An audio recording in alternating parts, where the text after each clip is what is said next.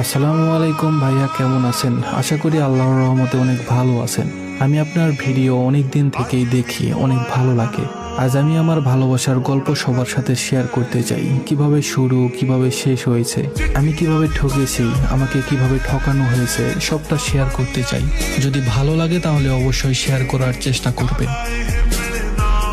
আমাদের রিলেশনটা শুরু হয় 29শে জুলাই 2024, কিন্তু এক বছর না হতেই দুইজন আলাদা হয়ে গেলাম। ও আমার ক্লাসমেট ছিল, আমরা একই স্কুলে পড়তাম, একই ক্লাসে। ওরা 3 বোন ছিল, ওর কোনো ভাই নেই। অ্যাডমিশন টাইমে ওর সাথে আমার ফার্স্ট কথা হয়। প্রথম কথা হওয়ার 2-3 দিন পরে ওকে আমি নিজে থেকেই নক দেই এবং বলেছিলাম তোকে আমার ভালো লাগে।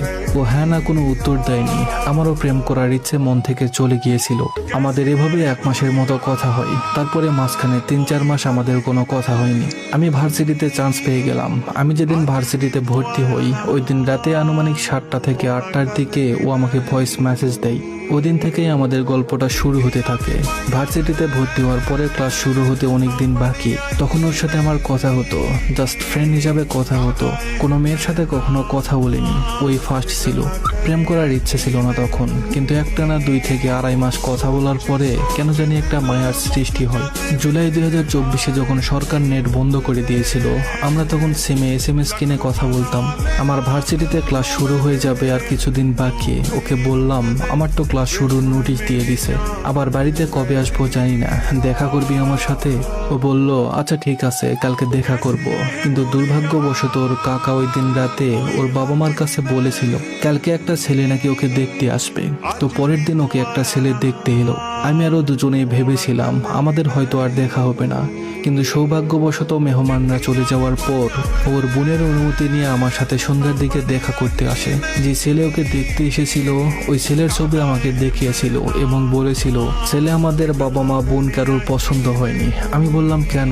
ও বলল ছেলের বয়স নাকি কম, অথচ ছেলেটা আমার থেকে ঢের বড় ছিল। আমি ওকে বলেছিলাম ওই ছেলেটার বয়স যদি কম হয় তাহলে আমি ওর তুলনায় বাচ্চা মানুষ, আমাদের সম্পর্কটা আগানোর প্রয়োজন নেই, এখানে স্টপ থাক, আরো এগোলে মায়া সৃষ্টি হবে, পরে আমার অনেক কষ্ট হবে। ও বলল না, তোকে আমার ফ্যামিলি মানবে। কিন্তু ওকে যে আমার ফ্যামিলি কোনো সময় মানবে না এটা ও এবং আমি দুজনেই ভালো করে জানতাম।